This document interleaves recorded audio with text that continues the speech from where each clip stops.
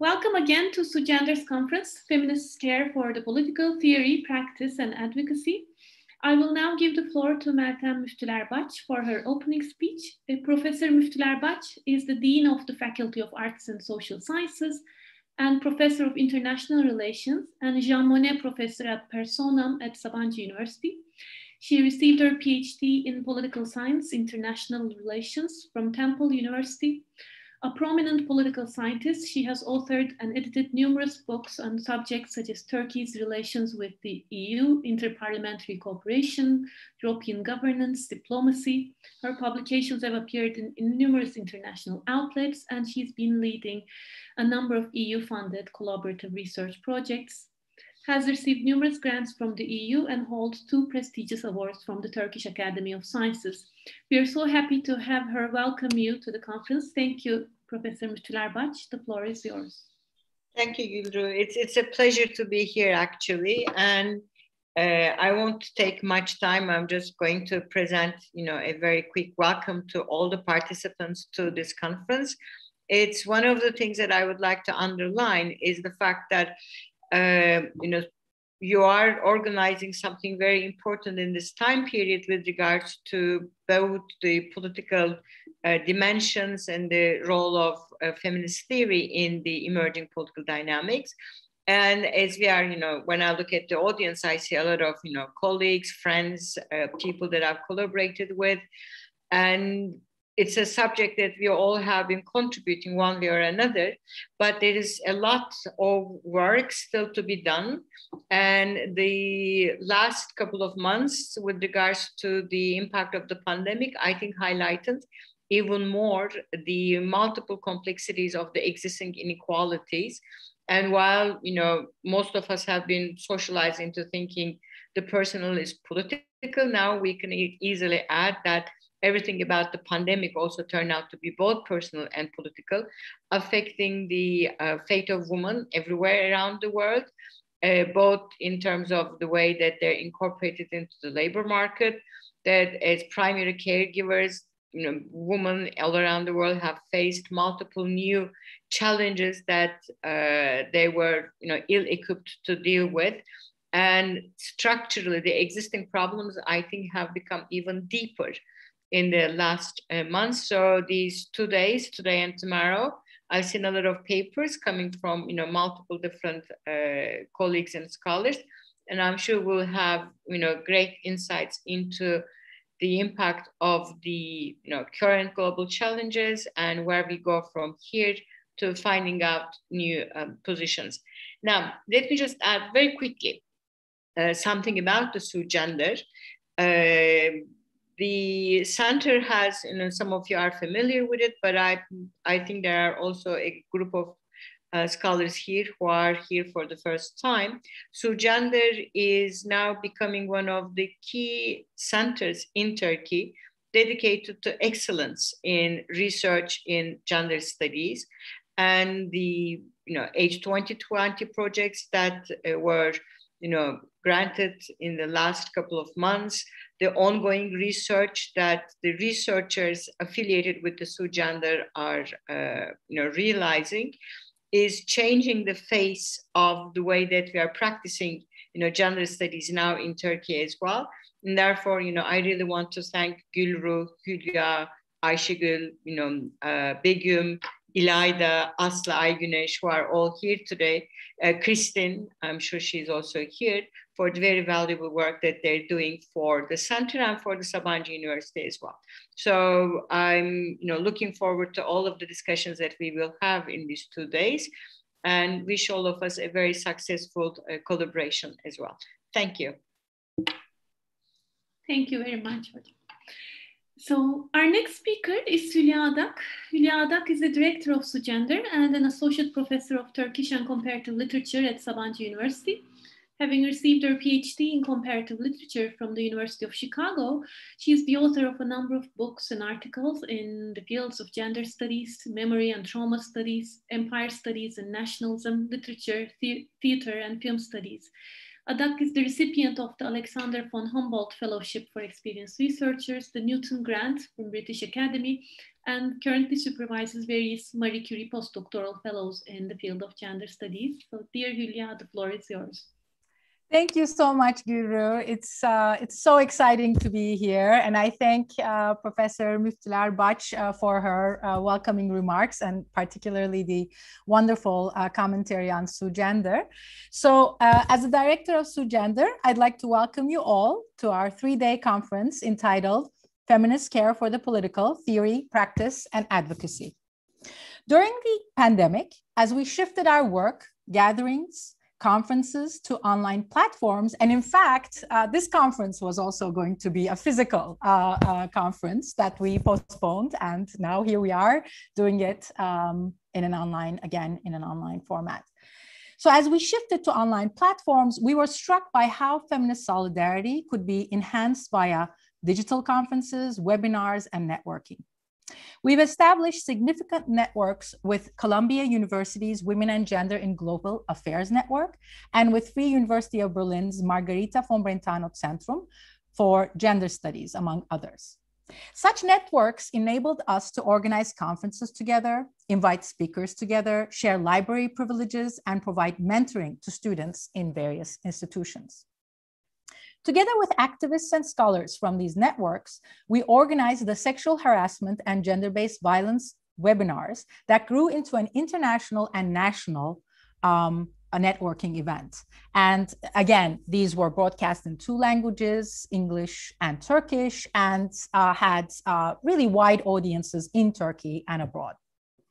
Just as harassment and violence skyrocketed during the pandemic, we were able to address different forms of violence, for instance, digital violence, in our scholarly discussions while researching possibilities of a collective struggle against harassment and discrimination. As the Istanbul Convention was under attack in the summer of 2020, our social media campaigns highlighting the significance of the convention were circulated in national and international circles and drew interest to our demands for fundamental rights for women, LGBTQI+ communities, and minorities. The digital platforms that we moved into with the COVID-19 pandemic had their risks and disadvantages.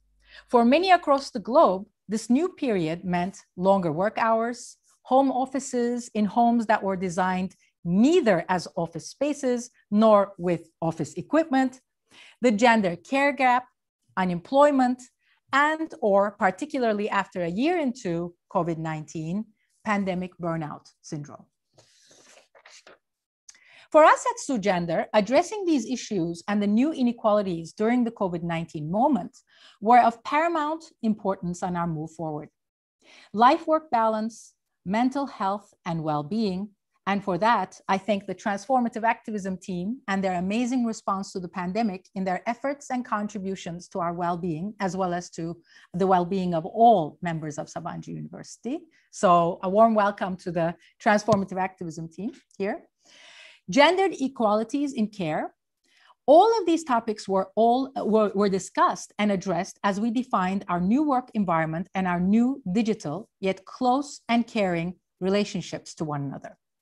I think this honest acknowledgement of the COVID-19 moment has enabled us to catapult into an outstanding research and education center with 5 EU Horizon 2020 projects, Marie Curie postdoctoral fellowships, prestigious outreach programs, such as the Purple Certificate Program for high school teachers nationwide. And I'd like to announce that this program has now been shown as a candidate from UNESCO Turkey to UNESCO Paris, so that we could perhaps be a candidate on the road to the award in women's and girls' education. So again, I welcome the Purple Certificate team, and this amazing success is really commendable. We have programs of solidarity, such as the Transformative Activism Program, and digital training programs for the corporate world entitled the Pro Gender Plus Program. In my dear friend and colleague Ayşegül Altınay's words, we have not survived, but rather thrived during the pandemic. This is truly extraordinary. So I'm going to shower the wonderful scholars and activists here who contributed to the making of this conference with many words of thanks. And I'd like to start with a special thanks to our Dean, Professor Meltem Müftüler-Baç, who has been amazingly supportive of SUGender's scholarly projects, activities, and outreach programs. I would also like to extend appreciation to our keynote speakers, Professor Linda Zerilli and Professor John Tronto. We feel lucky and privileged to be able to listen to them as part of this conference. I want to thank particularly Professor Zerilli for her profound contributions to the feminist landscapes of the University of Chicago. 20-some years ago, when I was doing my PhD there, the landscape was certainly not amenable to gender studies, with the exception, of course, of the work of a few scholars and activists on campus. Many thanks to both of them for their valuable time and for their lifelong commitment to gender and women's studies. Our moderators during the conference, Professor Fatma Gül Berktay, Professor Serpil Sancar, Professor Yeşim Arat, Professor Hülya Şimga, and Professor Ayşegül Altınay deserve a warm welcome and many thanks. As scholars and activists, your comments on the conference presentations and your introductions to the various topics of feminist politics of care will be invaluable to all of us. I'd like to extend a special note of gratitude and congratulations to Dr. Gürru Göker, who has almost single-handedly pulled this outstanding conference together. In the organization team, the work of Begüm Acar as SUGender coordinator and our PhD student Aslı Aygüneş deserves praise as well. The most amazing SUGender team, the whole team now at the center, deserves a special place in this section on acknowledgements. If it were not for the non-hierarchical organization of the team, the collegiality, feminist solidarity, and warmth of all the wonderful activists who belong to the team, we would not be here to launch this outstanding conference. Many thanks to all the members of the SUGender team for their resilience, solidarity, and collegiality, particularly during a very, very difficult phase of our lives. With a record member of EU Horizon 2020 projects on very significant topics such as social inequalities during the pandemic, migration, and climate justice, the many Marie Curie postdoctoral fellowships that have been granted to our researchers, the various projects funded by international and national foundations, we are here 1 year into the pandemic going through a most exquisitely celebratory moment. Bravo to all who have contributed to the outstanding accomplishments of the center and to the intersectional analysis of gender and women's studies that we're all engaged in. Last but not least, a special thanks to our translators, Sungur Savran and Ceylan Gürman, who are always there for us and are just absolutely spectacular. And so all speakers, spectators, activists, scholars, students who are here with us today, thank you for joining us and a warm welcome to you all. I look forward to the discussions. Thank you very much, Hülya, for this introduction speech. So next in line, SUGender's coordinator Begüm Acar, and I will be briefly providing some information about the conference before we proceed with the keynote address. Begüm, would you like to start? Yes, Guru. Thank you very much for the introduction. I'll continue in Turkish. Merhaba, tüm ekip arkadaşlarım adına sizlere tekrar hoş geldiniz demek istiyorum. Bu konferansı aslında geçtiğimiz Mayıs ayında İstanbul'da bir araya geleceğimiz şekilde planlamıştık.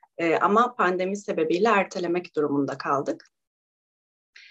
Eğer İstanbul'da buluşma fırsatımız olsaydı, bir araya gelme fırsatımız olsaydı, geçtiğimiz yıllardaki gibi hep birlikte şu anda ekranda görebileceğiniz bu karelerin içinde yer almayı umuyorduk. Ama çevrim içi de olsa bir araya gelmekten ve online karelerde bir arada bulunmaktan çok heyecanlıyız. Bu süreçte pandemiyle birlikte karşılaştığımız yeni deneyimler, feminist politikanın ve bakım konusunun toplumsal örgütlenme bağlamında önemini yeniden gözler önüne serdi. Evlere kapandığımız günlerde hane içindeki cinsiyetçi iş bölümünden küresel anlamda derinleşen eşitsizliklere karşı örgütlenen dayanışmalara kadar bakım ve ilişkili politikalar pek çok açıdan tartışılıyor. Bu sebeple bu konferansa aynı zamanda bakım özen etrafında şekillenen tartışmaları feminist politika zemininde ele almanın önemini tekrar vurgulamak adına da bir fırsat olarak görüyoruz. SUGender olarak düzenlediğimiz konferanslar, araştırmalar ve eğitim programlarında akademi ve aktivizmi buluşturan feminist politikayı hem teorik hem de politik bir zeminde tartışmaya açan bir bakış açısı geliştirmeye özen gösteriyoruz. Bu konferanstaki oturumlar da teori ve pratiğe dayalı yaklaşımlar arasında bir diyaloğa izin vermeyi amaçlayan 5 başlık altında şekilleniyor. Eylemlilik ve direniş, politika ve savunuculuk, feminist özen etiği ve pratikleri, feminist örgütlenme ve sürdürülebilirlik ve ulus aşırı dayanışma. Son oturumu ise hep birlikte tartışabileceğimiz bir forum olarak yürütmeyi amaçlıyoruz. Konferans henüz fikir aşamasındayken sevgili Gürru'nun bir hayaline ortak olma fırsatı yakaladım.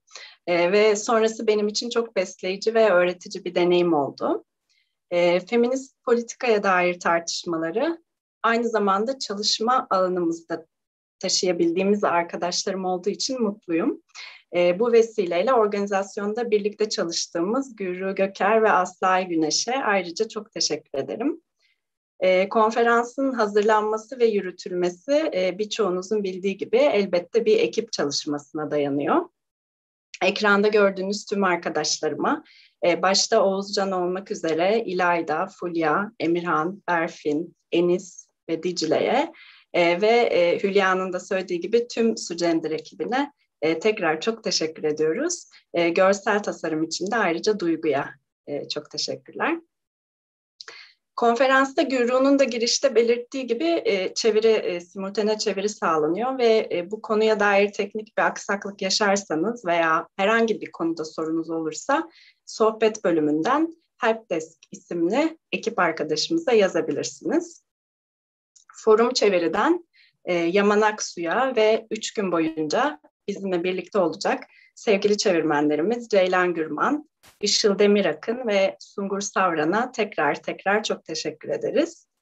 Bu vesileyle onların da bir ricasını buradan hatırlatmak isterim. Konuşurken çok hızlı olmamaya özen gösterirsek seviniriz. Ayrıca tüm soru ve yorumlarınızı sohbet bölümünden yazılı olarak alacağımızı da yeniden duyurmak istiyoruz. Şimdi sözü Gürru'ya bırakıyorum. Konuşma İngilizce devam edecek. Thank you very much, Begüm. So, despite the significance of feminist perspectives in broadening the scope of politics, the subject matters investigated in political theory can come to exclude or marginalize issues that are at the intersection of private and the political. And many practices, ways of engagement, network and coalition building that are utilized by feminists and LGBTQ+ as well. Hence, we wanted to organize a conference where we specifically address the relationship between feminism and politics as a central one, not a marginal one. Added to these is the necessity we always feel to bridge the normative and the practical when it comes to feminist politics. As Begüm already said, as a general principle in all of SUGender's research and other activities, we underline the dynamic relationship between theory and practice, the normative, the empirical, and the applied perspectives, and try to bring together different forms of expertise to take a critical look at knowledge formation and dissemination in gender studies and gender equality work. At a time when anti-gender and anti-feminist discourses and mobilizations threaten feminist and queer movements and gender scholarship in multiple ways, we find it important to create international platforms for coming together for deliberating and exchanging perspectives. In this conference, you will have a chance to listen to an international group of political theorists, social scientists who do research from feminist and queer perspectives, and prominent civil society representatives and activists working in the field of gender equality, gender and development, and others. We have speakers and guests connecting to Zoom from a wide range of countries, including Austria, Hungary, Germany, India, Netherlands, Portugal, South Africa, Sweden, Turkey, the UK, and the United States. Contemporary issues and problems such as illiberalism, democratic erosion, ongoing conflicts, gendered, racialized, sexualized inequalities linked to neoliberalism that are all the more deepened, as all of the previous speakers said, with the pandemic, as well as global health or environment-related issues, all require political responses. Be they the strengthening of old theoretical frameworks, development of new ones, or policy or action responses. And given the gendered construction of almost all social and political issues, it is crucial that these responses are linked to feminist perspectives. Global women's strikes, creative feminist and queer politics, novel ways of using digital media, student organizing, and other forms of feminist, trans-feminist, and queer politics show feminism expands the meaning and conceptualization of the political and the ways and forms of doing politics. So as a political project at its core, feminism cares deeply about the political. We hope that with this conference, we can think about multiple ways in which that happens. So without further ado, I would like to introduce our keynote speaker, Professor Linda Zerilli. Linda Zerilli is a Charles E. Merriam Distinguished Service Professor of Political Science and the former director of the Center for the Study of Gender and Sexuality at the University of Chicago. She has also held posts as Professor of Political Science at Northwestern University and as the Associate Director of the Walt Whitman Center for the Culture and Politics of Democracy at Rutgers University. Linda Zerilli has received her PhD in Political Science from the University of California at Berkeley, her MA from the same department, and her BA in Political Science with honors from Ithaca College. She has published extensively in the areas of democratic theory, feminist theory, aesthetics, and politics. Her numerous articles on the wide range of issues, such as judgment in political theory, truth-telling, feminist critique and freedom, feminist theory of judgment, among many others, have been published in most prestigious journals, including, but not limited to, the European Journal of Political Theory, Constellations, Theory and Event, Political Theory, Science. Her books include Signifying Women, Culture and Chaos in Rousseau, Burke and Mill, Cornell University Press, Feminism and the Abyss of Freedom, University of Chicago Press, and her most recent book, A Democratic Theory of Judgment, also published by the University of Chicago Press. Her book, Feminism and the Abyss of Freedom, has been translated into German and Spanish, and if I'm not mistaken, also a Korean translation is forthcoming. Unfortunately, Turkish is not among one of the translated languages. Let's hope that it can also be soon. I must say, Feminism and the Abyss of Freedom is also a personal favorite work in feminist political theory. And I should also note that it was John Toronto, who will be speaking tomorrow, who had some years ago advised me to read this book while I was writing a paper on feminism, political action, and Arendt's human condition. I now have my students in my gender and politics class read sections from this book, where Professor Zerilli wonderfully explains the relationship between feminism, democracy, and freedom. Given the most pressing need for feminist claim-making in our contemporary societies, let us hope, like you say at the end of your book, Professor Zerilli, that as feminists, we value the treasure of political freedom, which you beautifully state as that, and I quote, cannot be possessed like a truth or substance, but only be practiced and enacted by present and future generation of feminists, end of quote. So once again, we thank you wholeheartedly for accepting our invitation to deliver the keynote address. The floor is yours. Thank you so much, Guru, and thank you, Begum, and thanks to everyone at Savinci University and the Women and Gender Studies Center for this invitation. As you've just heard, this was all supposed to happen last year, where I was going to get to go to Istanbul, which would have been a lot more exciting. But I'm still really delighted and honored to be part of this conference. My talk is not going to be about the politics of care, and it does use mostly examples from American feminism, but it does really try to address this question of catastrophe, which is where I think we all, are today in some way, trying to make sense of the various catastrophes around us. And how can feminism come to terms with these? How can it represent them? What kind of historiographic practice is adequate to them? That's really the topic of my talk. I also want to thank the translators very much for all the work that you're doing here in translating my talk into Turkish. The political history of Western feminism is typically described in encompassing various waves of theory and practice, with each wave building on, but also going beyond an earlier wave. So the second wave, American feminism, which is usually periodized as 1968 to 1980, is, for example, seen as taking up and radicalizing the first wave, 1848 to 1920, struggle for political rights by expanding the concept of rights and of politics itself beyond the confines of the formal political sphere. The third wave, the 1990s through 2010, is seen as taking up and radicalizing the second wave's concept of women as the political subject of feminism, and so on. Handy though this periodization may be, it has left many feminists wondering which wave they are in anymore.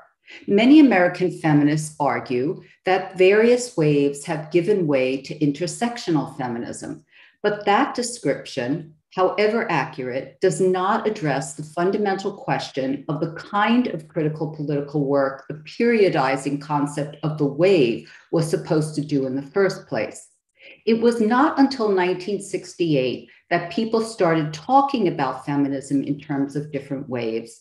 To make sense of this novel historiographic move and its ordinary afterlife, we need to see it as part of a long-standing problem, namely, how to figure feminism and its contested subject, women, as having a shared past that could form a story, a history at all.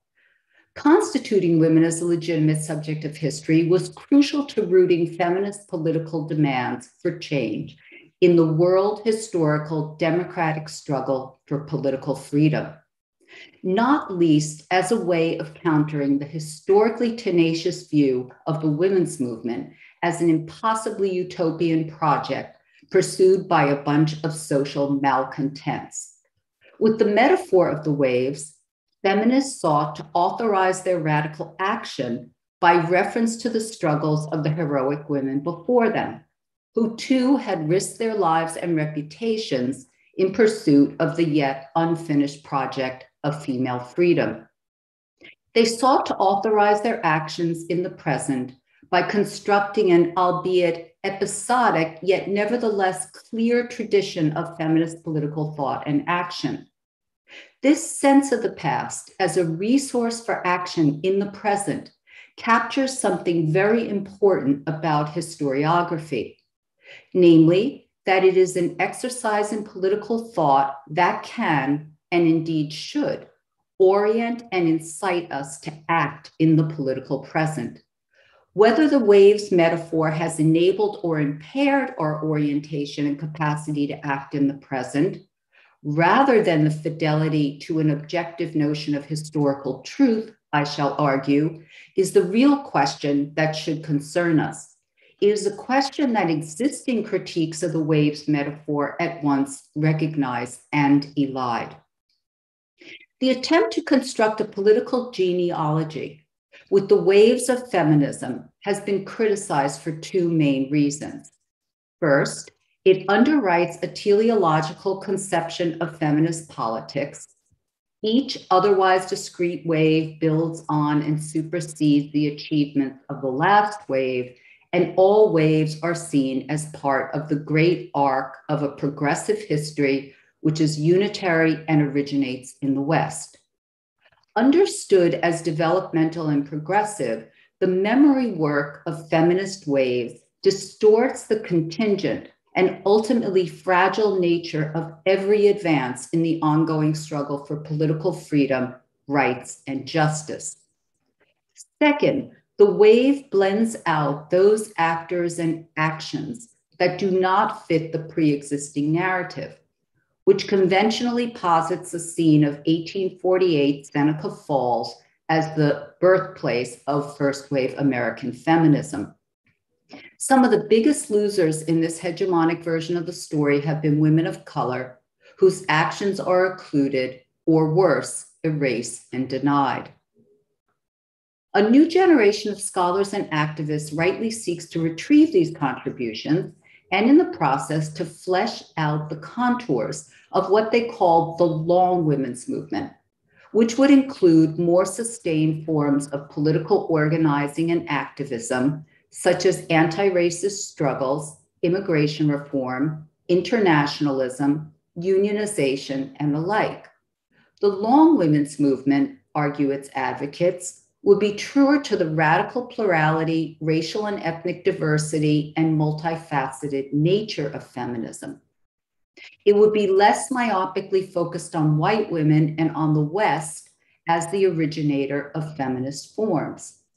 And it would better explain how political ideals could survive, for example, in what now appears as the 40-year political desert that is the end of the American First Wave, culminating with female suffrage in 1920, and the start of the second, which explodes on the 1960s scene of the broader struggle for racial justice and civil rights. The idea of a long women's movement can be read in tandem with Jacqueline Dowd Hall's inspirational and critical account of received civil rights periodization, which has limited the fight for racial justice to just one decade of struggle for formal political and civil rights. By confining the civil rights movement to the South, to boulderize heroes to a single halcyon decade and to limited non-economic objectives, she writes, the master narrative simultaneously elevates and diminishes the movement. And above all, I quote, it prevents one of the most remarkable mass movements in American history from speaking to the challenges of our time. However, as Hall wisely cautioned, the point is not to create yet another grandiose tale of achievement with once excluded actors at the center of a longer story. Not only would that new long story uphold the exceptionalist view of political action that Hall questions, it would also reproduce the short story's fantasy of civil rights as an unbroken tradition whose meaning can only be replicated, never inaugurated, taken up anew in the present. Memory work, as Hall understands it, should, quote, make civil rights harder to celebrate as a natural progression of American values, harder to cast as a satisfying morality tale, most of all, harder to simplify and contain. I take Hall to be reminding us of the fragile and contingent nature of political life and the difficulty of representing past struggles in ways that make that fragility and contingency visible. Losing track of this contingency and fragility, we're inclined to treat the achievements won through political struggles as if they simply had to have happened, as if they could not have been otherwise, and as if they were more or less replicable across time and space. The logic of rights, for example, is then seen as extending almost inevitably to ever larger groups of people, both domestically and across the globe, as if rights did not need to be claimed, often at great risk to their claimants, but were guaranteed by the purity of the logic of rights itself. In this way, as Hall shows, the received story of the civil rights movement can be recuperated as a triumphal moment in a larger American progress narrative, but at the cost of acknowledging the vast diversity of political actors and giving meaning to their particular words and deeds. Such a story is not energizing, but enervating for the present. It leaves us without a political imaginary for navigating our way through the confusing tangle of the past towards open futures. The past confronts us like a dead inheritance, the achievement of people unlike ourselves, whose actions do not so much inspire us to act as they make at once unnecessary and irrelevant our own words and deeds. It is seen as an already given and shared object to be remembered and venerated, rather than as something to be first pluralized and only then reconstructed as shared, to the extent that it is, through the process of feminist criticism. The tendency to see in the past debilitating patterns of necessity is a central topic in the writings of Hannah Arendt, whose work has been crucial for my own understanding of feminism and its unfinished project of political freedom. Like Hall, Arendt reminds us of the political cost of a historiographic approach that shifts our focus from political action to historical process, as if what our action could mean would already be given in the logic of the process itself. For Arendt, quote, the modern concept of process, pervading history and nature, separates the modern age from the past more profoundly than any other single idea. To our modern way of thinking, nothing is meaningful in and of itself. What the concept of process implies is that the concrete and the general, the single thing or event and universal meaning, have parted company. The process alone, which makes meaningful whatever it happens to carry along, has thus acquired a monopoly of universality and significance, unquote. When we narrate the story of feminism in terms of progressive waves and exceptional acts, as if we could bestow meaning on the particular by embedding it in a story of determining causes and objective ends, we are engaged in just this form of historicist thinking. For Arendt, the historicist idea of process covers over the fundamental reality of modernity. In the wake of totalitarianism and the political catastrophes of the 20th century, she writes, the thread of tradition is broken, and we shall not be able to renew it. What has been lost is the continuity of the past, as it seemed to be handed down from generation to generation, developing in the process its own consistency. What you are left with is still the past, but a fragmented past, which has lost its certainty of evaluation, unquote. This is a past to which there is no return. Its standards of judgments and, quote, pillars of the best known truths, write Arendt, today lie shattered. Indeed, as Annabelle Herzog comments, the political events of the 20th century have led to an epistemological problem, in Arendt's view. Namely, in dark times, the usual categories of political thought no longer explain anything. Living in the ruins of tradition, we find ourselves in what Arendt poetically calls the gap between past and future. Every attempt to paper over that gap with the idea of historical continuity leads to a further denial of the loss of tradition and the erosion of the spaces for action in the present. Rather than create an illusory, because unbroken tradition through the practice of historiography, Arendt offers feminists a different approach to memory work. Citing Walter Benjamin, she calls it pearl diving.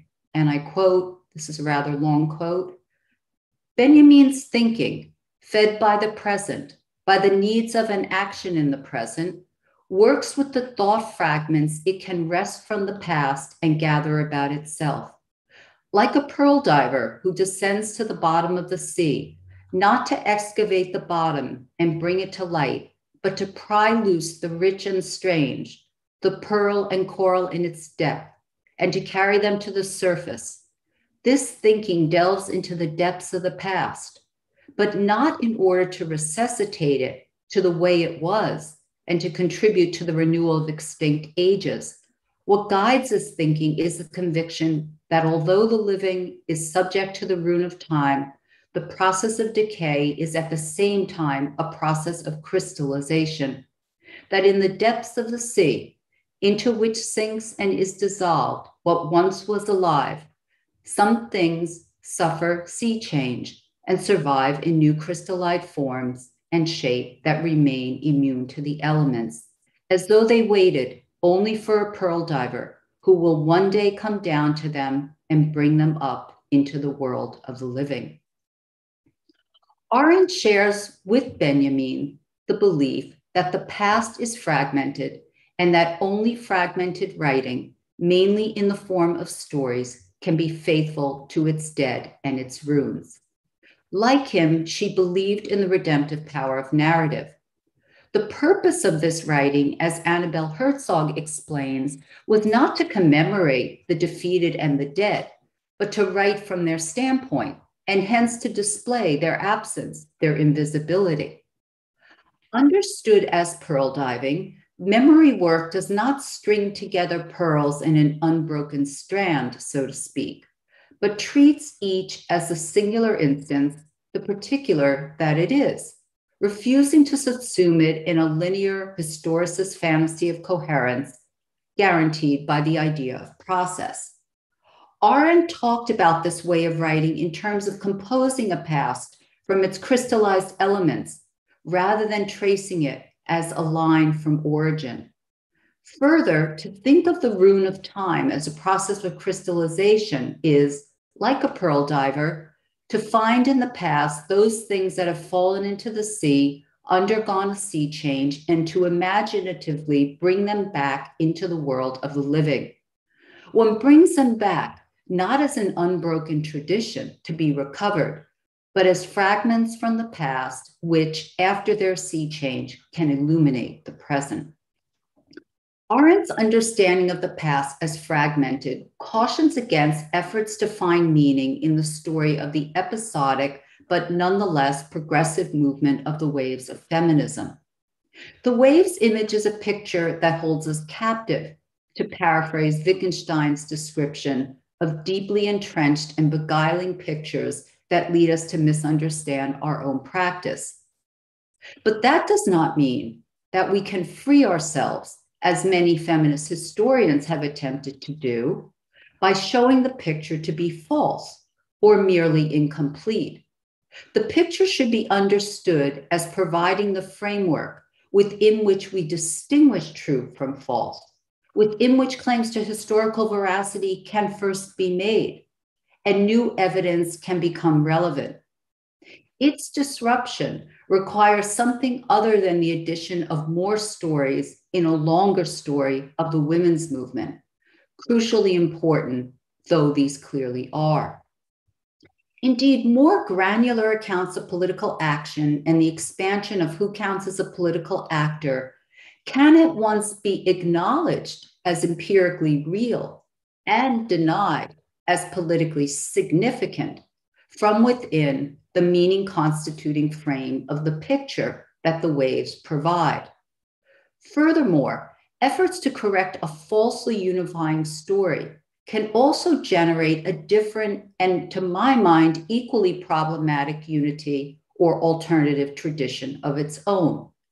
We cannot undo what Lisa Turtot calls the myth of Seneca Falls as the birthplace of American feminism, for example, by placing the real origin elsewhere, say in anti-slavery feminism. Its very status as a myth already indicates what I said a moment ago, that it is part of a meaning-making picture that is irreducible to an empirical proposition. Thus, attempts to show the myth to be false, showing, as Turtot does, that Susan B. Anthony was not even there, as proponents of the myth have claimed, or that the Declaration of Sentiments was not really an important document since no one bothered to preserve the original, do not undo the myth. The very idea that we can create an alternative account, a new historical narrative that would get us to how the past really was, risks remaining captive to the idea of the past as a self-contained meaning that is illusory but nonetheless tenacious. Michel Rolfe-Trouillot has argued that the past is silenced in the very same process through which it is created. Quote, any historical narrative is a bundle of silences. Much of the past, even that which exists in the recorded form of documents that could become the objects of historical knowledge, is simply passed over, forgotten, or never registered at all. Silencing follows not only from the dearth of archival sources that can in principle be made good through the discovery of new facts. Narrating the lives of women and other subjugated peoples assumed to be without history raises problems of the archive that go beyond the need for its mere expansion to include the previously voiceless. The past can also be silenced despite an abundance of facts when it introduces something unthinkable in the framework of Western thought. For Triot, this was the Haitian Revolution, the first slave revolution in history. But the same could be said for the public-speaking woman or feminist public refusals of arbitrary rule, about which we seem to know at once everything and nothing. Formulas of erasure and formulas of banalization, as Triot puts it, such as the received story of Seneca Falls, operate to deny that there was anything new at all. Our conceptions of the world constrain what is even thinkable and can function to silence the past and block imaginative pathways to the futures.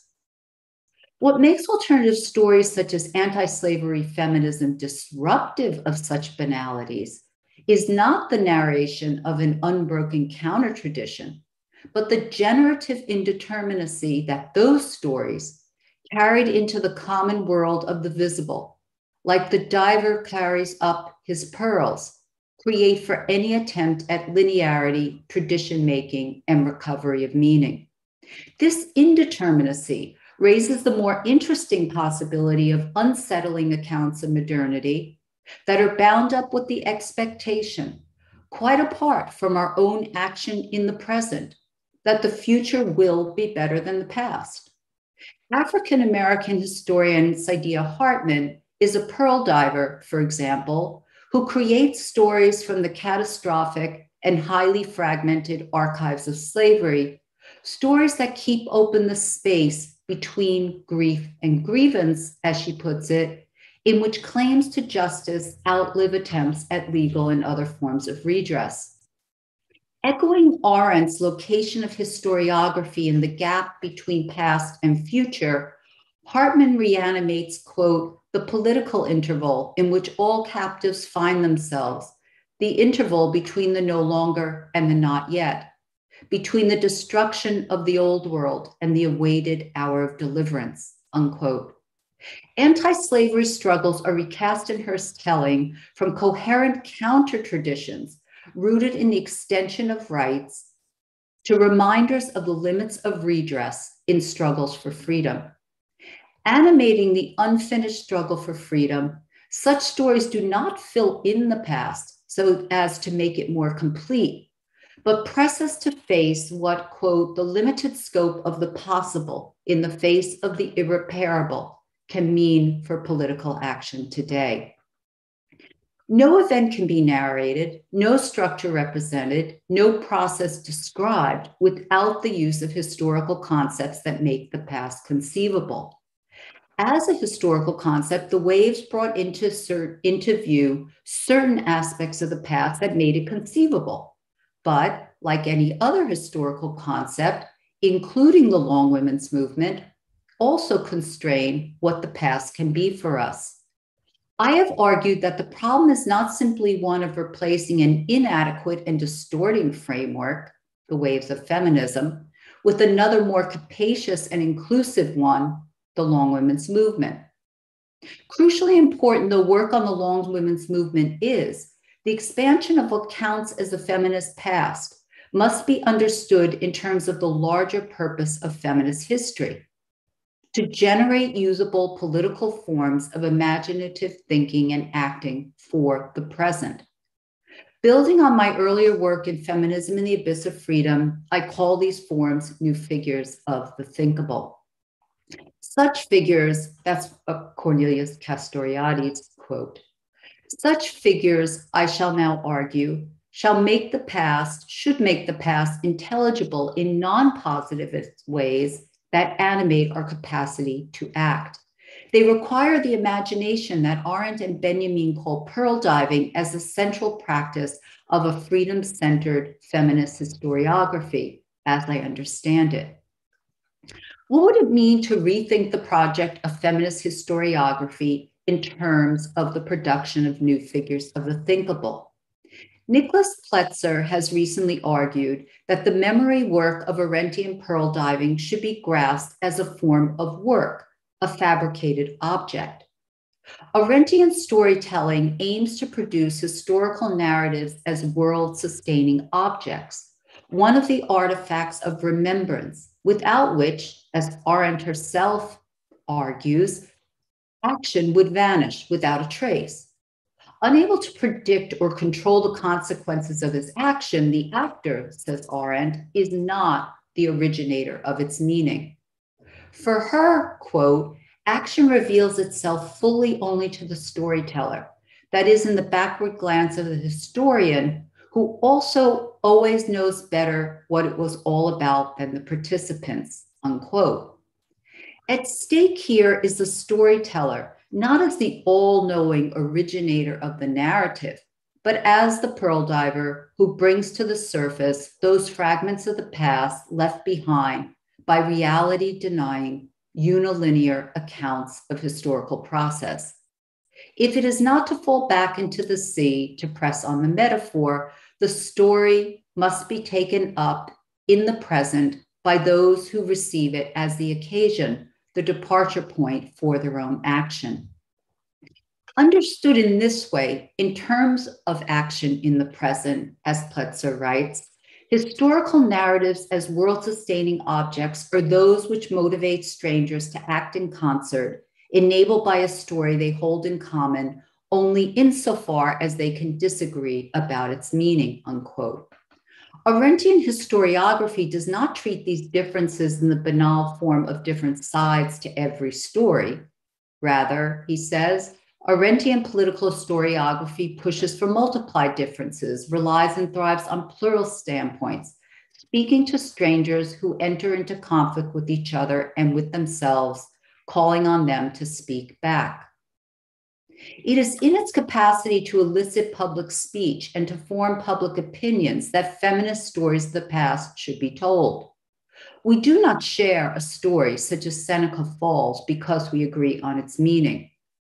We share it because it occasions the possibility to discover which, if any, meanings about the feminist past we do share. In this sense, stories should be understood as claims to community, as claims to speak for others that may be accepted but may just as likely be rebuffed. There is nothing in the story that can possibly guarantee that others will agree to be spoken for. Least of all, those now long gone, whose lives among the wreckage of the past are stories alleged to voice. To think of memory work as creating new figures of the thinkable, new forms of intelligibility for understanding the past, is to emphasize two things at once. First, the importance of populating a feminist democratic imaginary with memory objects that animate political action in the present, oriented towards the future.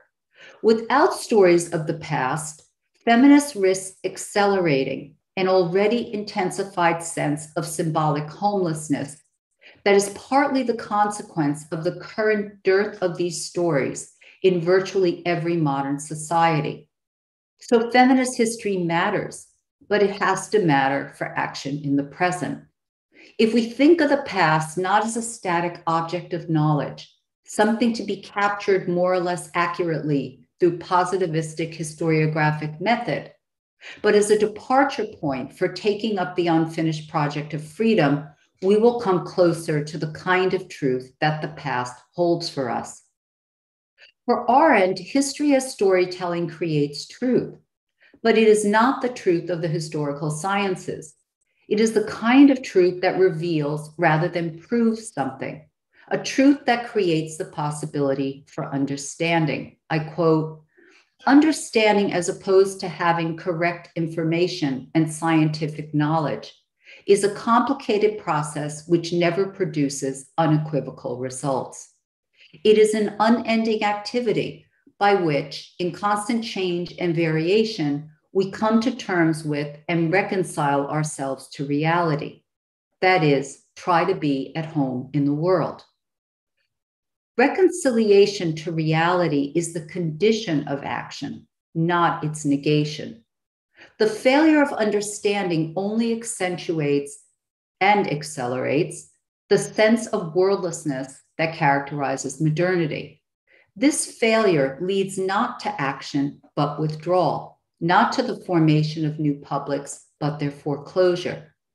The history of slavery and its afterlife, femicide, sex trafficking, statelessness, sterilization abuse, and many more ongoing human and often literally man-made catastrophes with disproportionate effects on women and gender nonconforming subjects need not lead to despair and with it to political apathy. To reconcile oneself to reality, writes Arendt, is not to condone anything, but to reconcile ourselves to a world in which such things are possible at all. Feminist historiography should not be in the business of moral uplift or apologetics, but it should also not be a practice of piling wreckage upon wreckage in ways that arrest the capacity for action in the present. The wreckage of the vanquished is nonetheless the stuff of our political imaginary, but not as the refuse or waste products of historic account of the past, the lost causes that it discards, and we are now called upon in many received forms of feminist historiography to celebrate. Arendt would have us write history against what she described as the inherent law of all historiography, which is preservation and justification and praise. The point of feminist history, then, is not to revalue the victims as victors in their own right, but to refuse this fundamental gesture of modern historicism.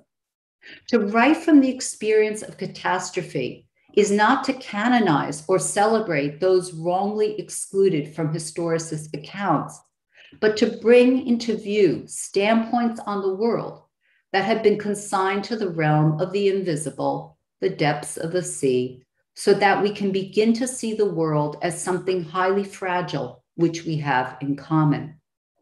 Attachment to the world as that which we have in common is crucial to negotiating one of the great dilemmas of late modernity: how to confront the scale of painful reality or regard the pain of too many others, to paraphrase Susan Sontag.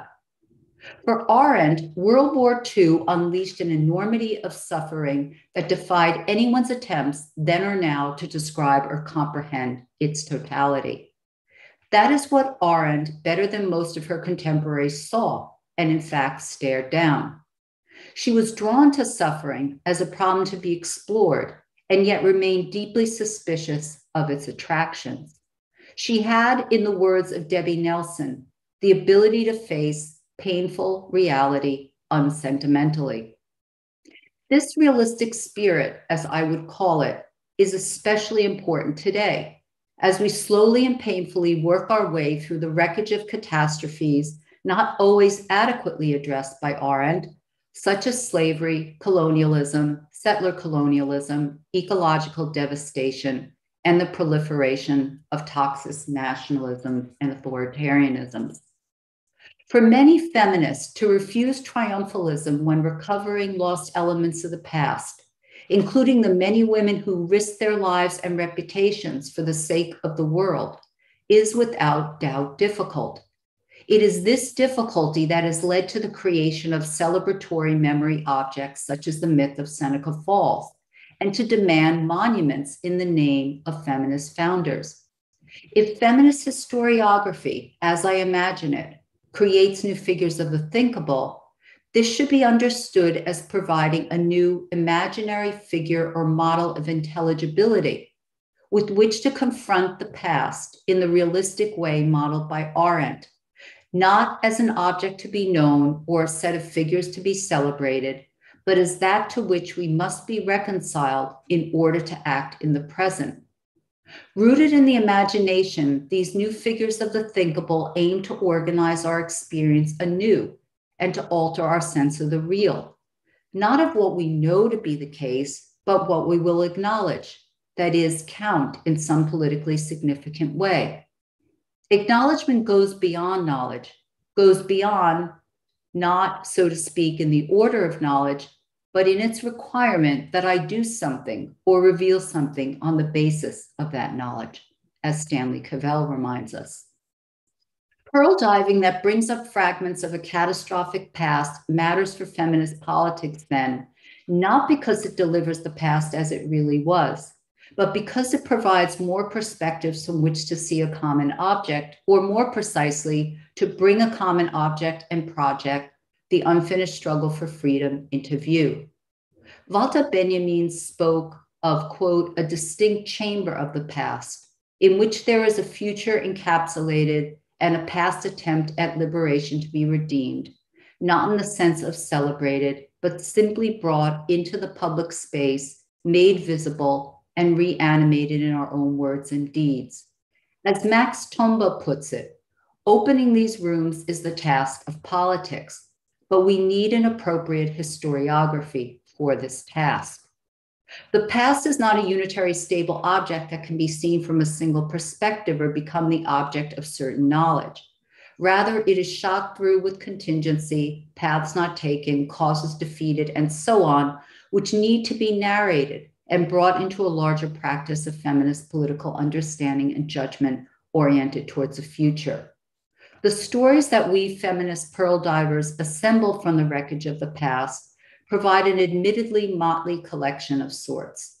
I like to think of it as an imaginative historiographic space in which we can orient ourselves politically in the gap between past and future, the void left by the collapse of criteria and values that just is our modern inheritance. Thank you for your attention.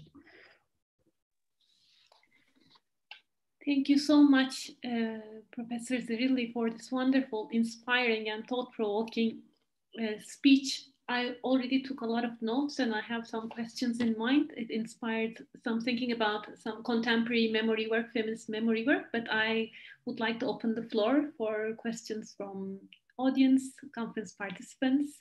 So please, once again, a reminder, because we have interpretation, I will ask you to write your questions so that I can read it out loud. And you can write in English or Turkish, and I will read it so that the interpreters can translate it.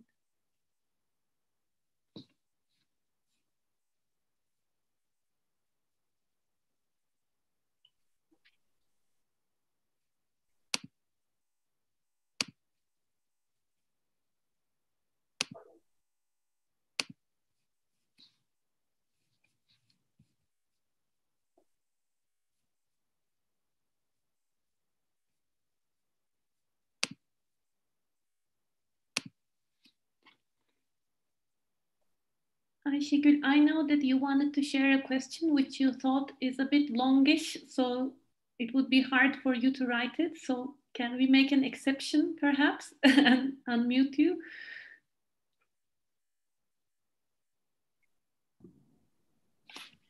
Thank you. I just wanted to say thank you for this really, really inspiring talk. And as I was listening, many scenes of us coming together at Sugender and beyond to engage in pearl diving came up.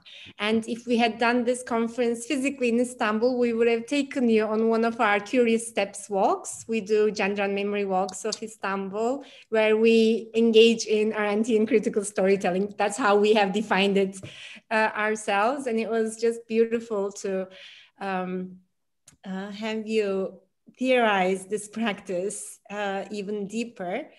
And I'm also reminded of something that an amazing international collaboration that we've been involved in, Women Mobilizing Memory, with colleagues from Columbia University, North America, South America, and Europe, where we came together in New York, Santiago, Chile, Istanbul, to think about the possibilities through art and activism to engage the past for a different future.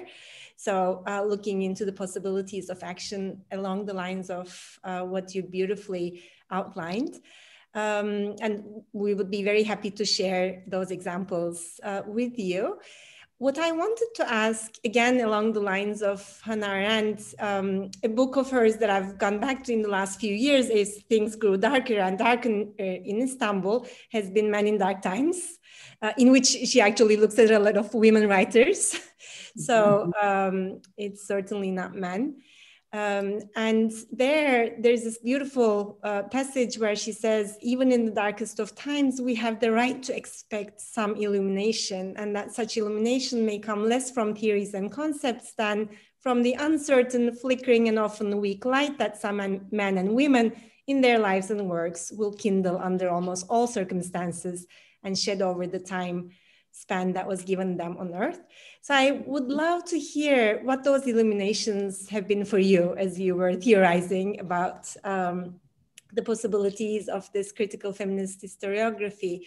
What are some of the people, movements, actions, art, whatever that have inspired you and that have been that illumination for you? Mm-hmm. Well, thank you for great. First of all, thank you. And I would love to be involved in whatever you're doing. That sounds really exciting. So I really look forward to that. Just starting with Arendt, I think that that's a really important book. Of course, there's a Benjamin essay in there. And the idea of illumination, I think, is really important for Arendt. And how do we treat, because, when I was saying earlier, I know for myself, it's always this, I have these conflicting impulses, because on the one hand, I look out there and I'm sort of, where are the women, right? I mean, where are the women in the national history, even just like the normal practices of national historiography, it's like they're missing, okay? And if you look at, all these silly debates, I know the United States quite well, not as well as I should probably, but in any case, about whose name is going to be on the silver dollar and who's going, there's never really an acknowledgement of the contribution of women to American democratic society. And so that then does, I think, kind of pull us in the direction of wanting to engage in a form of like monumentalizing on our own, like, well, I want to have, a Mount Rushmore of women, sort of thing. And consequently, this myth making as a response to the absence of women in the national imaginary, in the official national imaginary. And I think what's very interesting about Arendt is that she keeps on pressing on us to not do that won't actually generate the kind of outcome we're looking for. It won't really produce a connection with the past in a way that makes it possible for us to act in the future or in the present.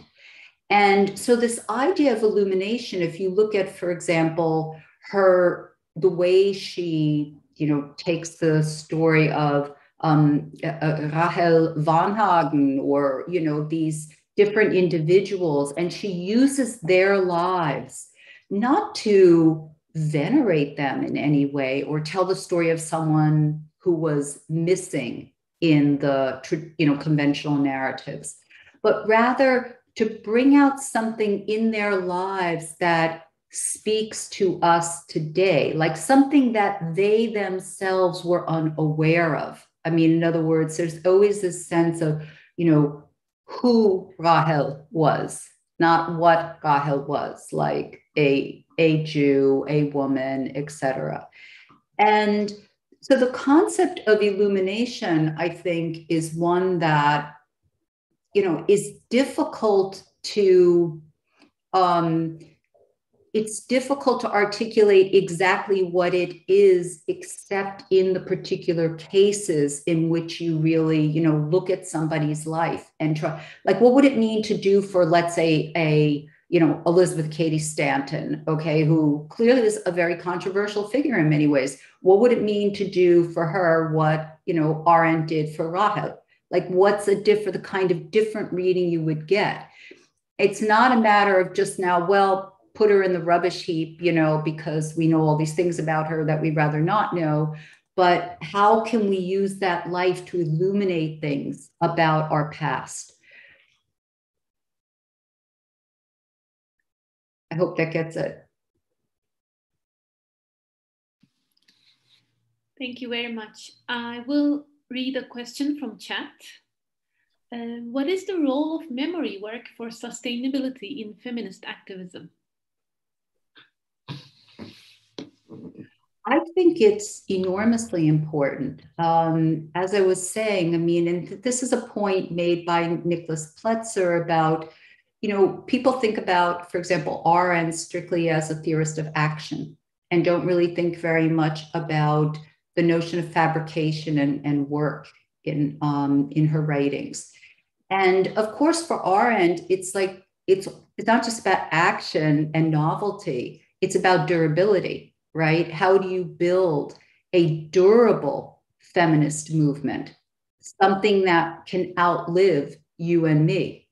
And so the question of, but how do you build things that are durable, which are still open to what she called the revolutionary spirit? That is to say, can still be taken up anew, can be augmented, can be altered, can be changed. So that question of like change, the possibility of change and durability is a permanent thread in her thought. It's like it's really more like a knot. Like, how do you figure out what's the balance there? And how can we generate, in this case, memory objects that provide a sense of continuity, and in that sense, the durability of the feminist movement. And that's, of course, what the waves tried to do. You know, hey, look, back there were women before us. They did this before us.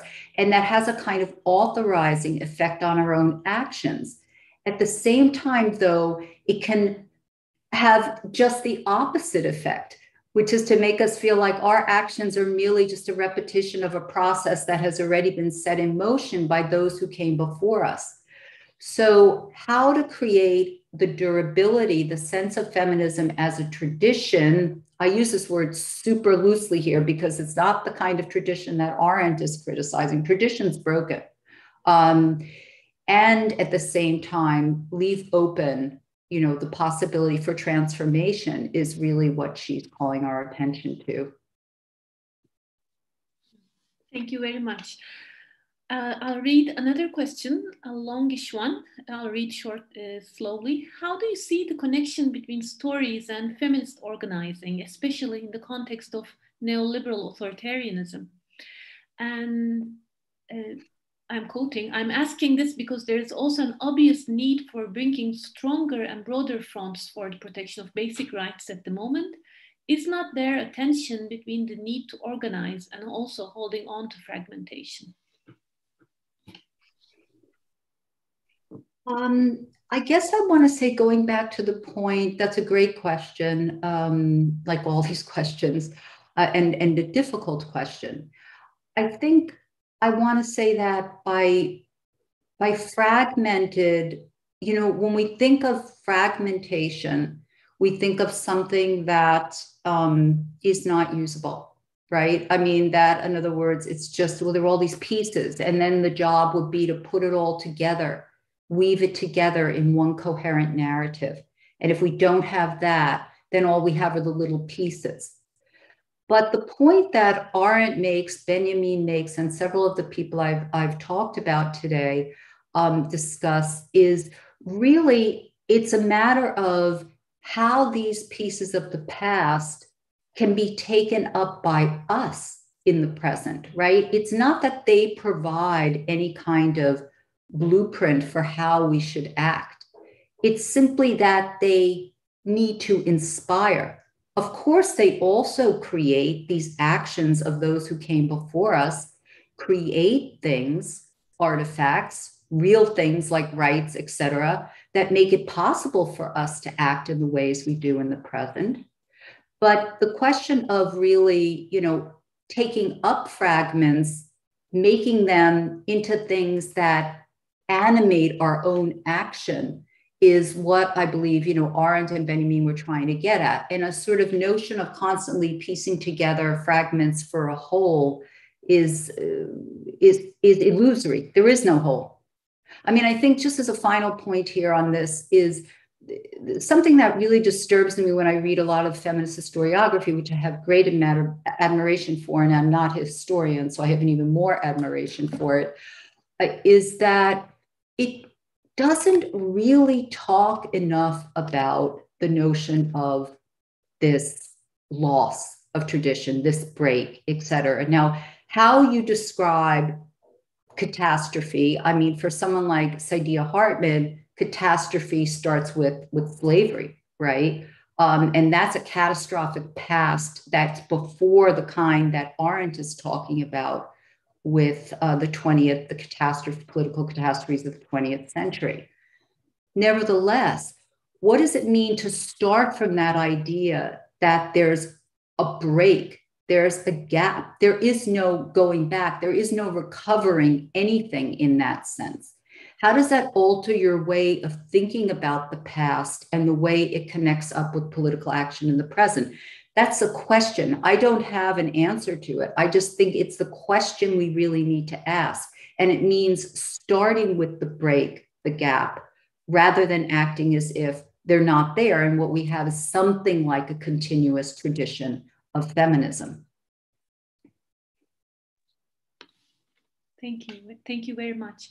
Maybe in connection to the break and the gap, there was a question from YouTube, because this session is also being live streamed.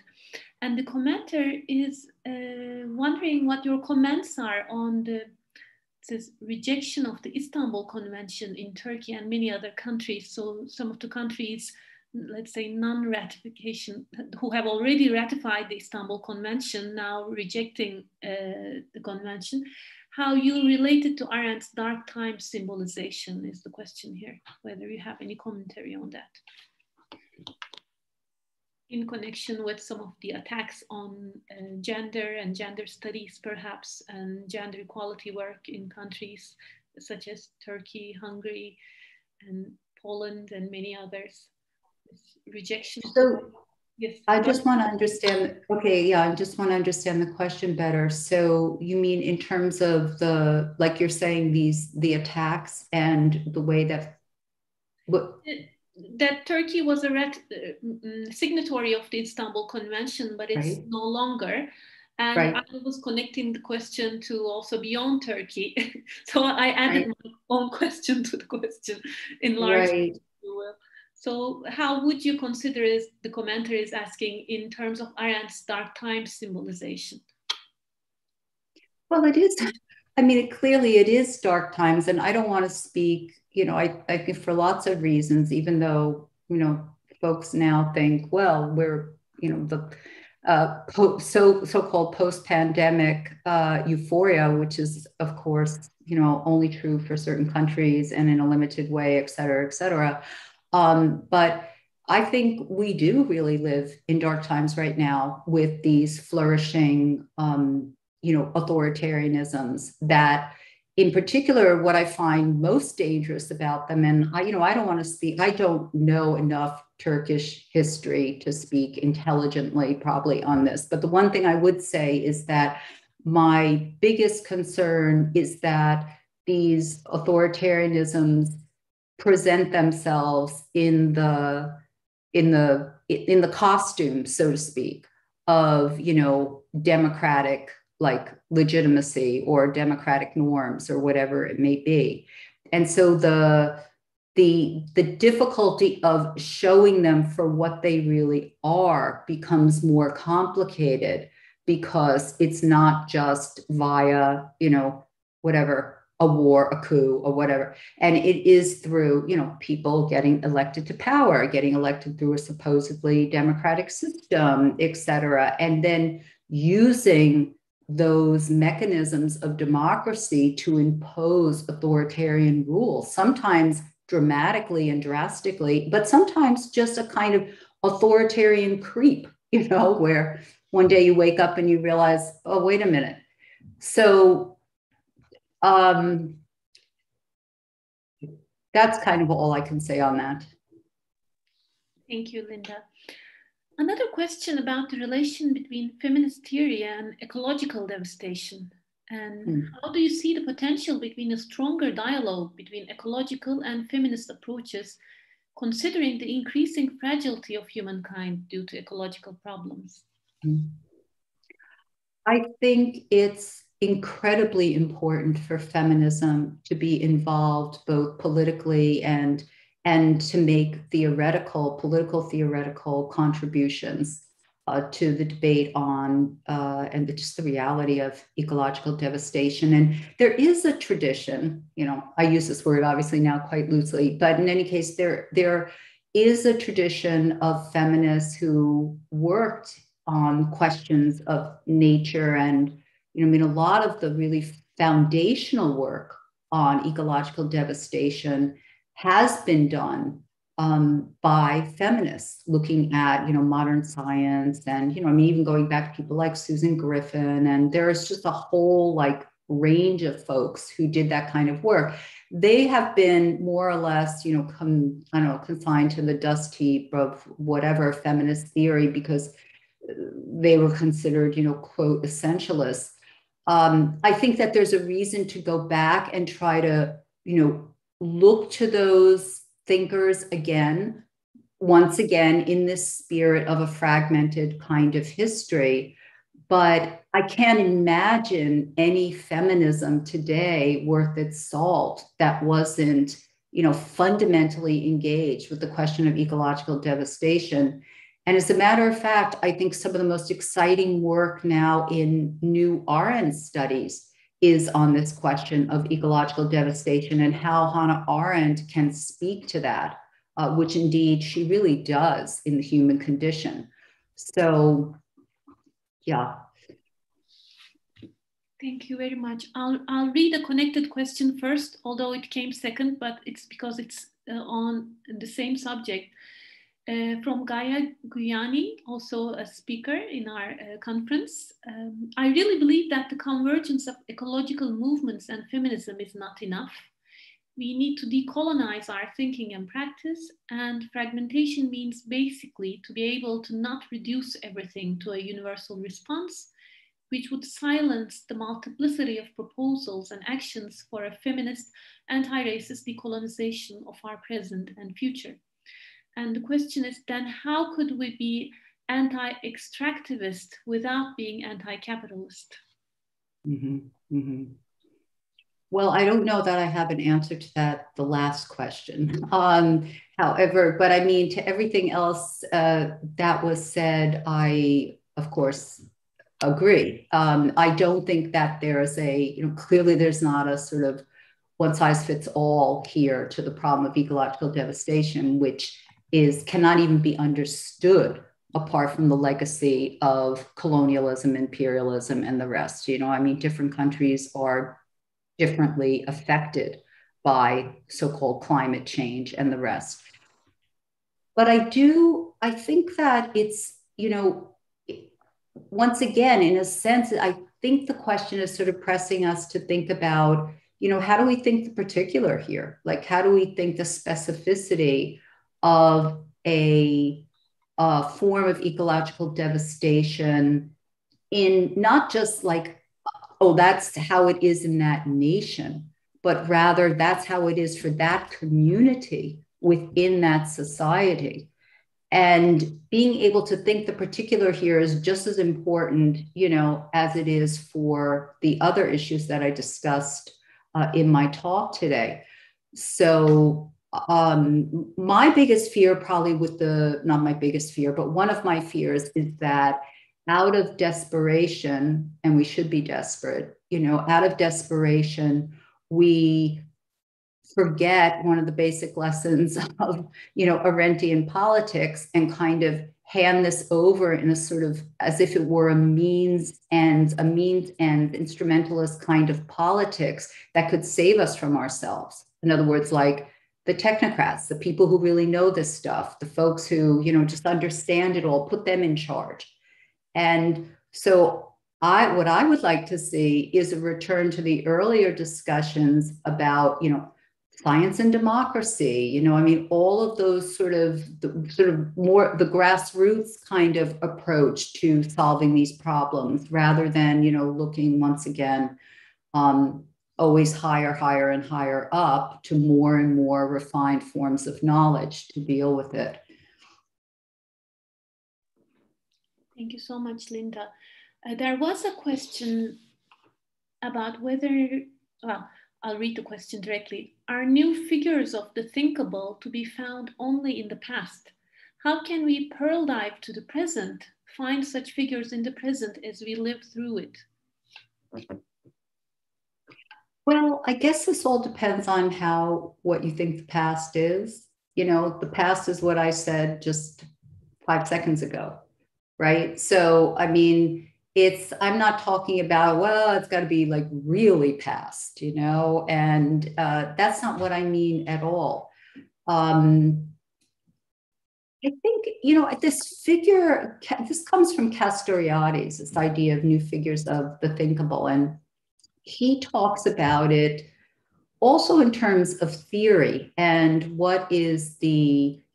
What does theory really give us? And, you know, his argument is that theory begins with not skeptical doubt, which is how we normally think of thinking and critical thinking as beginning, but with a new figure of intelligibility by which you can sort of see things differently. So, for example, I mean, I talk about this in Feminism and the Abyss of Freedom. If you take something like, the sex-gender distinction, or even here, the concept of the waves, it's a figure of intelligibility that gives you a way to look at things, you know, facts that you've always known, but to see them differently. So it's not necessarily that the facts then change, right? It's that you see them differently, you gather them together differently, you build a different picture out of them.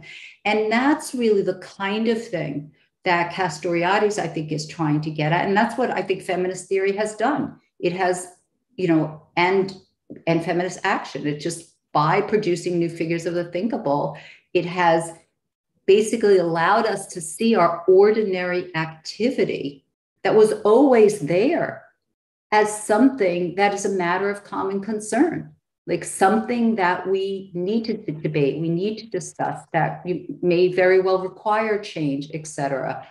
So that's how I understand that concept. Thank you, Linda. So I'll just squeeze in a comment myself after the question. I wonder if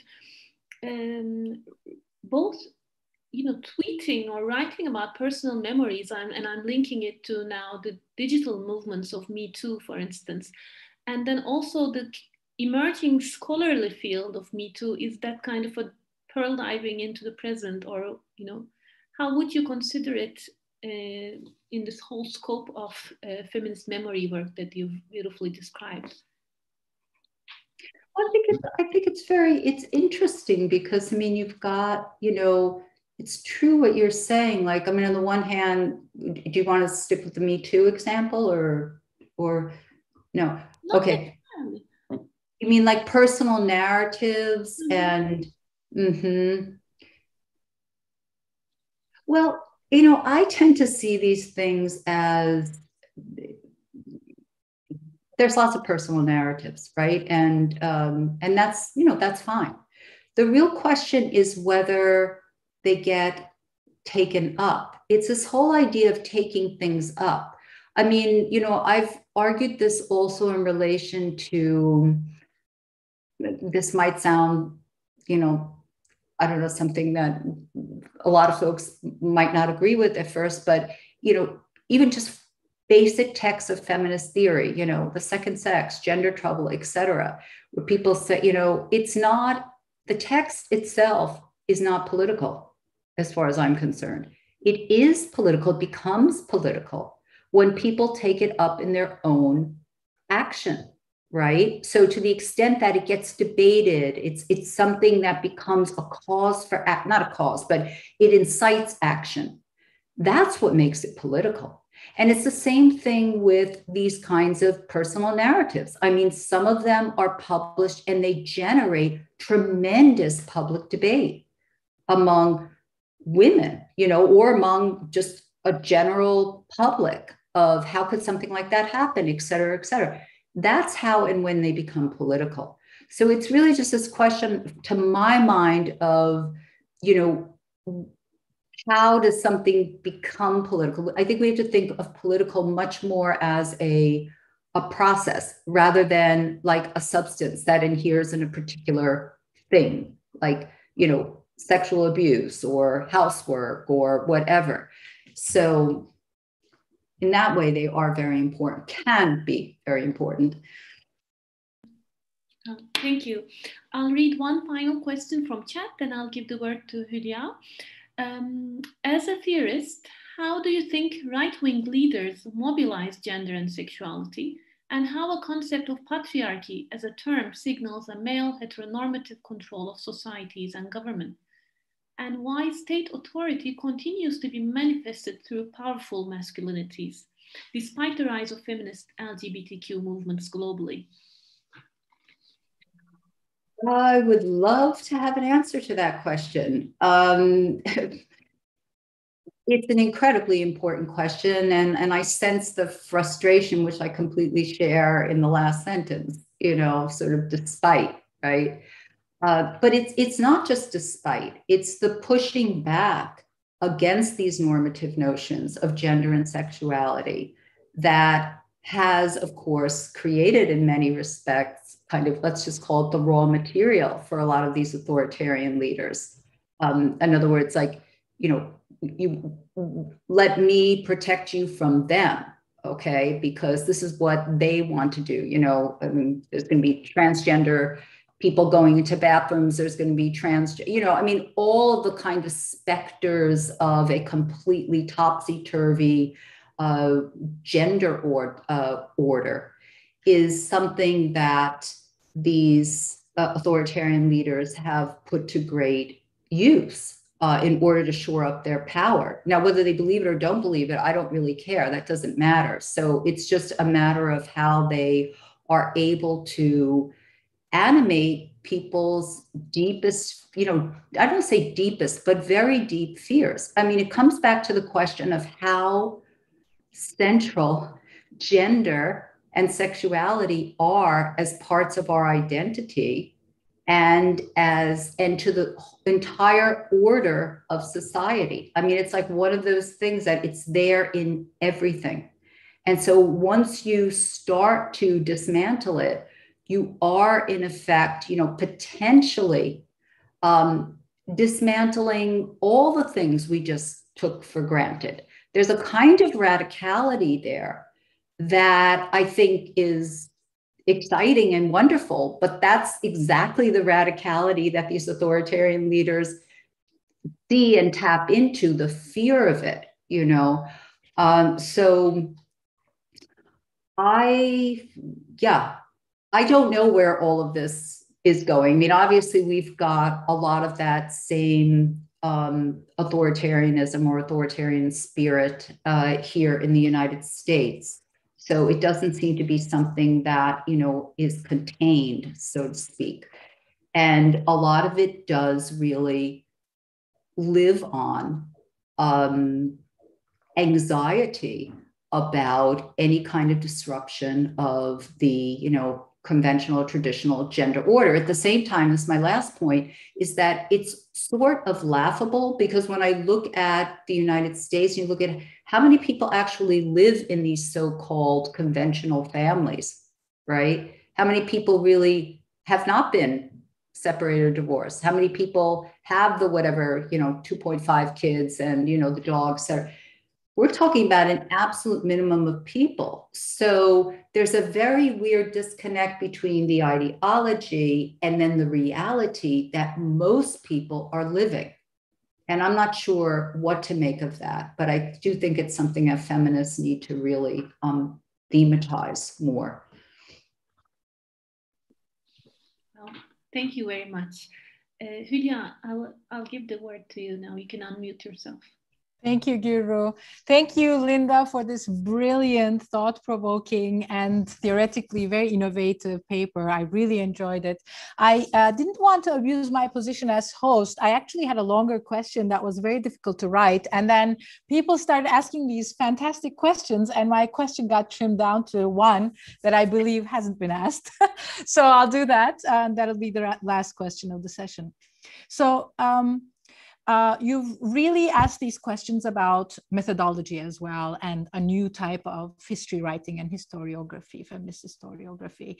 And when I'll point to one of the examples that you gave, Saidiya Hartman, and ask, let's take the book Wayward Lives and what she's doing there, critical fabulation, and perhaps ask how open are universities, our departments, academic institutions today to innovations in methodology? So could a book like Wayward Lives, or could the technique of critical fabulation be presented as a dissertation, for instance, or as a scholarly text for somebody's promotion, a tenure track promotion? So I just think that some of our institutions are already in some ways discriminating these innovative methodologies from, what it means to write, or what goes under academic writing and scholarship. And of course, talking about the University of Chicago, I taught as a lecturer in the Little Red Schoolhouse program. Thinking of the things that we used to teach under academic writing, I think are, again, quite different from some of the innovative methodologies that we can come up with. And obviously, Saidiya Hartman is just one example among many. So how do you think some of these institutions are faring with the kinds of theoretical approaches that you're taking and some other feminist scholars are taking, and if, methodologically speaking, we'll be able to change these already pre-established norms of writing and producing scholarship. And with that, I'll end, and thank you so much. We hope to be in touch after the lecture. Thank you. I think those forms of writing are absolutely crucial to the modern university. I think they are also really crucial to the possibility of developing gender and sexuality studies and race studies into the future, because just to try to put this in a nutshell, is the simple fact is we don't have the archive. Hartman, Marisa Fuentes, there's lots of folks who just dealt with that problem of there isn't an archive. Like in the case of slaves, for example, what do you have? You have what the master said about the slaves, right? And so now how do you write about their lives, right? From that, the master's tools kind of thing problem. And I think that, and that's a similar problem just generally for women, is that, you go back in history, there just aren't those archives. And so I'm not saying that we couldn't discover more and we couldn't dig up more and all of that, but I do think that it would be a mistake for feminism and critical race studies to become entangled in the fantasy that we could ever satisfy these positivistic historiographic methods. The material's not there. And now that doesn't mean, there should be no searching for it, et cetera, like I said. But the question of critical fabulation, for example, isn't just sheer invention, right? It's not, for example, a counterfactual. I think that the book that I'm working on right now is kind of dealing with a lot of different pieces of this, like critical fabulation versus, and then, the idea of conjectural history, for example, which I also think is something extremely interesting. Feminists who then posit like what it must have been like in the past. All these things were sort of, thrown out as, oh yeah, that's all just all that essentialist stuff about the Amazons, et cetera. Well, actually, you have to go back to it and really look at what were they trying to reconstruct there? What is the purpose of a conjectural history, for example? Obviously it was good enough for Kant, but I guess it's not good enough for feminists, So, it's those sort of different methods that feminists have developed to make up for this absence or silence of the archive. That's something that Trio also deals with. I mentioned his book, Silencing the Past Today. It's a real problem. So I'm hopeful that if we, try to develop these, if you want to call them methods, that's fine. I think they are methods. They're critical methods of interpretation. But be careful not to fall back into trying to make them into something that they are actually set against. You know, they're not those forms of his positivistic historiography. And that's kind of the whole point. That's believe it or not, the short answer, but I'm hopeful. Yeah. Well, thank you very much. And I can speak for myself, and I think for others, that are looking forward to reading your book that you're currently writing. Thank you. Well, thank you so much again for accepting our invitation, for delivering this amazing keynote address, which will, I think, set the tone for many, many discussions in the coming 2 days. And I thank all of the participants for their very inspiring, thought-provoking questions. It was a very vibrant discussion. So, dear speakers, dear guests, thank you for joining us in the opening session and the keynote address today. And let us once again thank the wonderful interpretation team, Ceylan Gürman, Işıl Demirakın, and Sungur Savran. Thank you. Nice meeting you. Same here. Thank you. See you one day also, physically in person. Yeah. Oh, yeah, absolutely. I got to go on the memory walks in Istanbul. Bye. Bye.